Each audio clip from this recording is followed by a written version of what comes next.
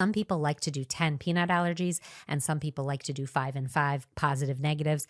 The human brain is wired negatively, so if that works for you, great. Most of my clients do kind of 5 and 5 or 8 and 3, whatever. Doesn't have to be exactly 10. It could be 12. I won't shoot you, but it should not be 20.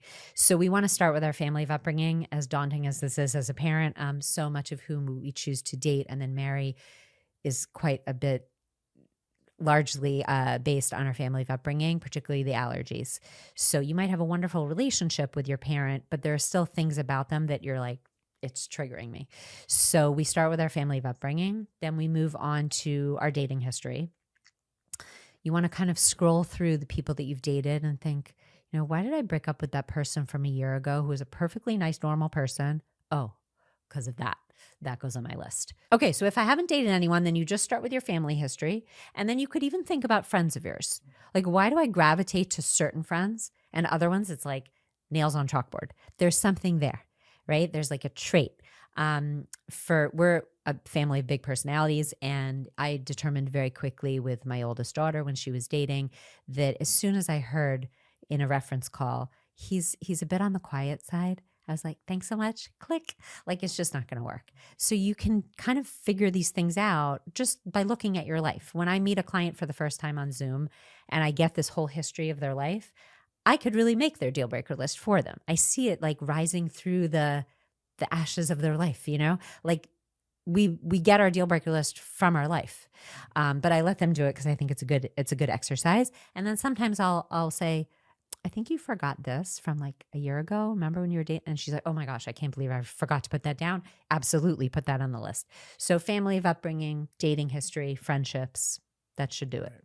So again, I think that we need to really, focus on character traits, primarily a little bit of personality traits, and not be too superficial. Certainly I tell women that anything physical that could be easily fixed, just ignore. He could change his haircut. You could take him to go shopping and dress him different. Like, that's not really what's important in life. And if he loves you, he'll want to do what makes you happy. But we want to really focus, obviously, I called it marry a mensch. We want to focus on the inside. And I say this to both men and women that if I had to like crystallize the two most important things to look for everyone on planet Earth, it would be what we call a lev tov, which means a good heart, and a growth mindset. These are the two things that everyone, guys and girls, need to focus on above all else. On top of the deal breaker list is number one, what we call a lev tov in Hebrew, which is a good heart, and number two, a growth mindset. If this person has a lev tov, it means they're a good-hearted person. They want to make you happy. They're kind. They're caring. But they have to have a growth mindset, because if they're not a growth-oriented person, they're not going to be motivated to get help, whether that's a therapist, a rabbi, a podcast, a book. They're not going to be motivated to do that because they're like kind of stagnating. And anyone who's been married longer than a few years knows that marriage is primarily about growth. You want to grow and stretch to accommodate this other person. If you're stuck in your ways, this is not going to work. Mm-hmm. I think one thing that I see a mistake that I see a lot of women making is breaking up with Mr. Parv. Okay, I should trademark this, but Parv is neither milk nor meat. It's neutral, like vegetables. So you're dating a guy, and 3, 4, 5, 6 dates in, you're like, wow, this person meets literally every one of my deal breakers. They match what I'm looking for. We share the same goals and values. Everything on paper is great. But I'm sort of feeling a bit Parv, a little neutral. Chemistry-wise, connection-wise, I beg the girls that I work with, do not break up with Mr. Parv. If you date Mr. Parv long enough, he will either go to yay or ew. I promise you, I've seen it a million times, right? I've been doing this for like 20 years. So either you'll keep going out and just the connection is not happening and it's just flatlined. It's not getting any better. Okay, put everyone out of their misery and just end it. Often what will happen is as they go out longer, and particularly for women, physical attraction comes partnered with emotional connection. So if they're dating and they're not really getting into like serious discussions, or she doesn't feel he's listening, she won't be attracted to him. But if we can kind of facilitate a little bit more of emotional connection, all of a sudden she's like, He's so cute. He was such a good listener. Wow, he like really validated what I was saying. And all of a sudden the connection is improving. So I have many clients that are happily married now to guys that were Mr. Parv originally.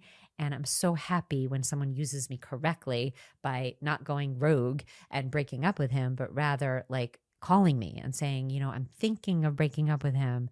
This is why. And then I can tweak the dating process a little. So I think that's one novel idea that I bring to this dating game. And I think also a lot of times there are singles out there that are getting a lot of pressure from either their parents, um, friends, maybe even like the matchmaker if they're doing that. And they're getting a lot of pressure. They're being too picky. You're never going to get married. You're never going to find what you're looking for.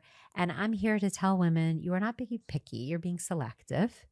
And we're being selective about the things that are most important to us, which we cannot compromise on.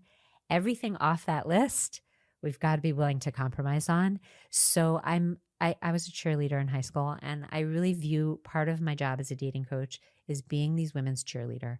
Like pick up my pom-poms and remind them that God did not go on vacation to Aruba. He actually is still running your life in all of its beautiful little details. He has someone picked out for everyone. I firmly believe that. I'm totally confident about that. And so for a lot of the women I work with, it's just so comforting to have someone like in their camp who's cheering them on and saying, don't worry, he's right around the corner. Keep holding out for what's important to you. Hang on to Mr. Parv. Don't do anything rash. But like it gets very depressing. I myself was there right before I met my husband. I had given up. I was like, I'm done. I'm done. It's not happening.